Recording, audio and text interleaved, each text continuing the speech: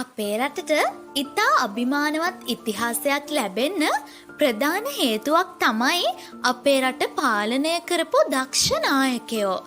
ඉතින් ඒ වගේ ගොඩක් දක්ෂ රජවරු ගැන අප ඉතිහාසයේ සඳහන් වෙනවා.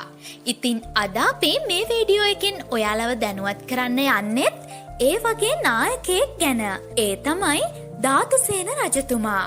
ඉතින් ධාතුසේන රජතුමා කියන්නෙත් අපේ රට එක්සේසත් කරන්න වගේම තවත් ගොඩක් දේවල් වලින් මේ රට ස්වයං පෝෂිත කරන්න තමාගේ දායකත්වය උපරිමයෙන්ම ලබා දුන්න තවත් එක් ශ්‍රේෂ්ඨයෙක්.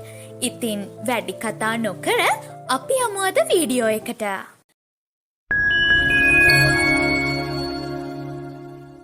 ක්‍රිස්තු වර්ෂ 436 වගේ කාලෙක අපේ ලංකාව පාලනය කළේ දකුණු ඉන්දියාවේ සිට මෙරටට පැමිණි ද්‍රවිඩ කුමාරවරුන් 6 දෙනෙක්. ෂඩ් ද්‍රවිඩයන් කියලා හැඳින්වූයේත් මේ ද්‍රවිඩ පාලකයන් 6 දෙනාවයි.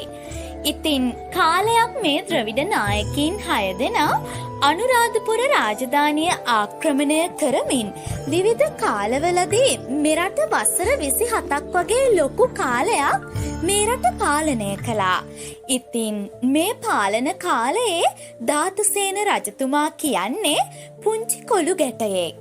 ධාතුසේනගේ වැඩිහිටියන් ඔහුගේ ආරක්ෂාව පතා ඔහුව ඔවුන්ගේ ඥාතියෙකු වූ මහානාම හිමියන් යටතේ පැවිදි කරනවා.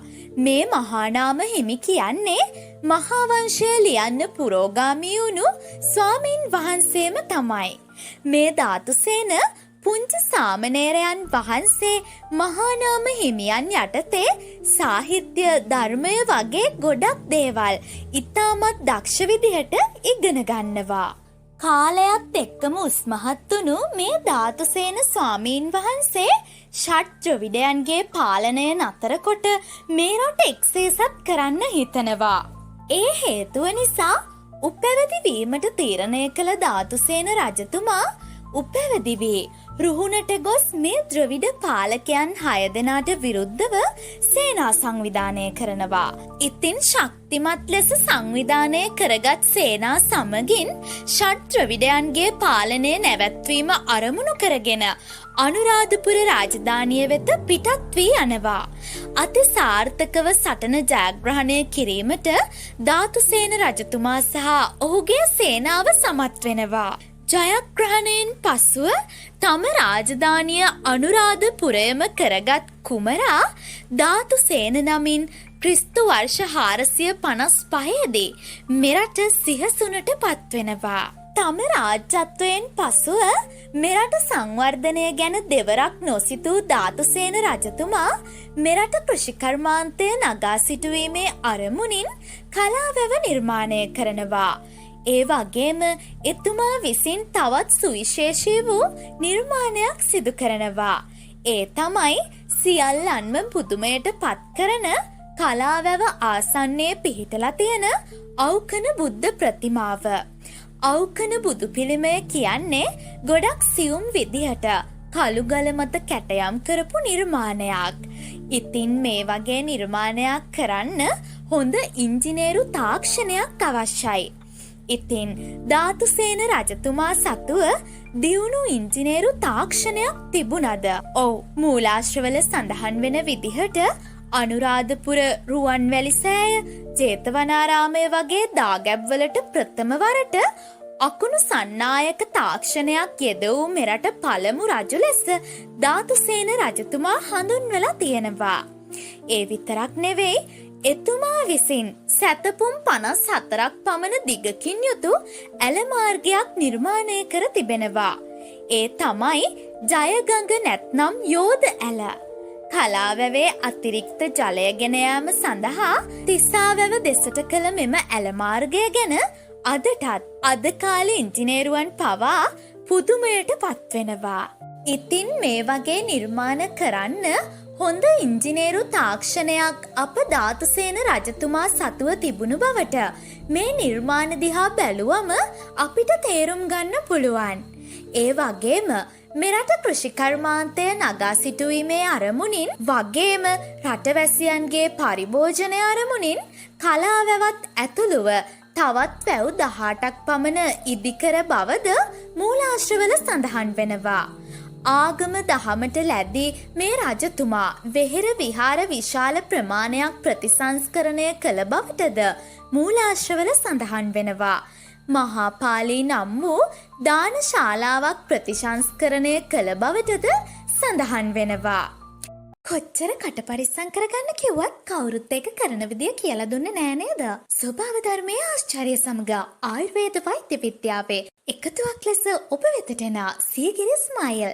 ඇත්තටම ඔයාගේ කට පරිස්සම් කරාය. මේ තවත් එක් මෞතුෂ එකක් පමණක් නොවේ. වරක් භාවිත කර වෙනස වටහා ගන්න.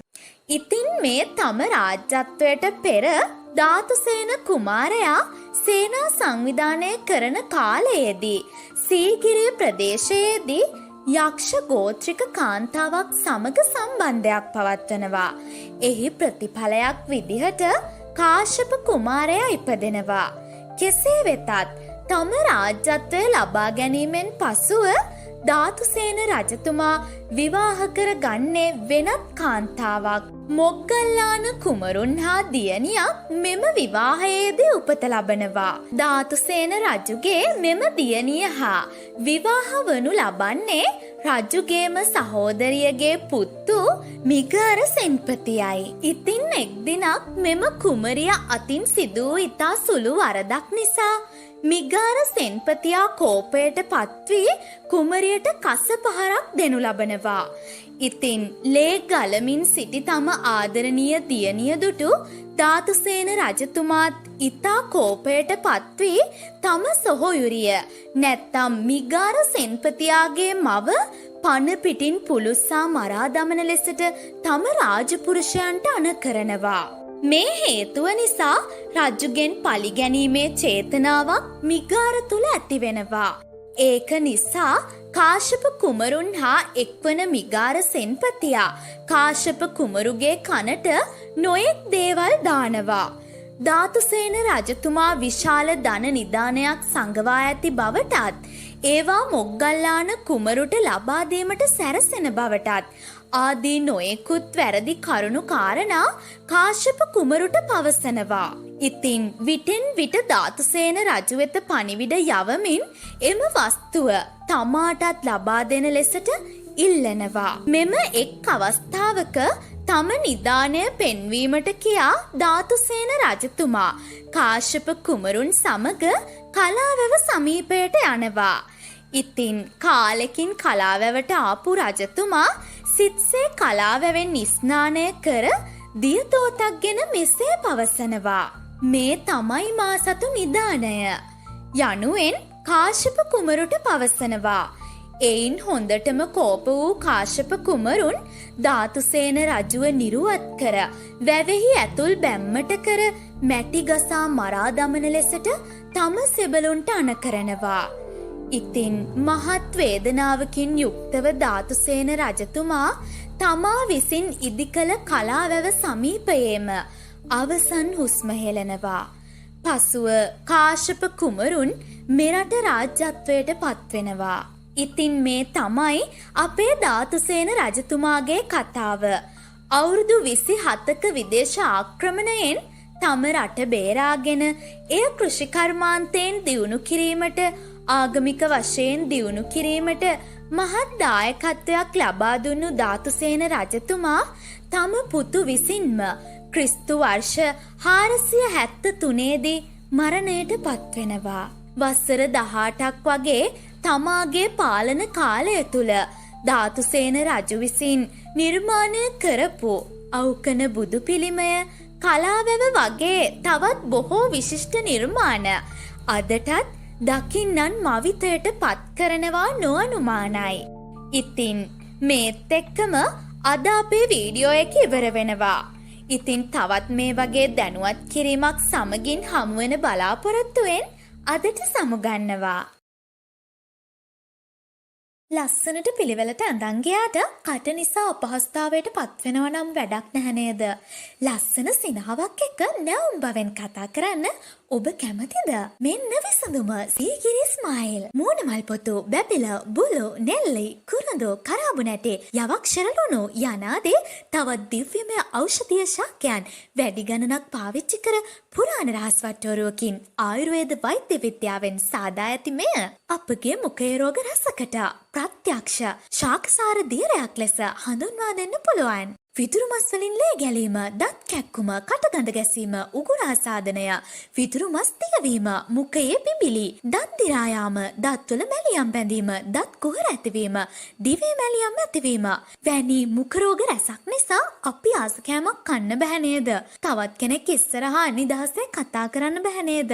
එහෙනම් අපි ඉක්මනට සීගිරි ස්මයිල් එකක් ඕඩර් කරමු. බෝතලය හොඳින් සොලවා උදේට සහ රැට මුඛය තුල තබාගෙන හොඳට කලවම් කර ගනිමින් විනාඩි 2කින් හොඳට මුඛය සෝදා ඉවත් කරන්න.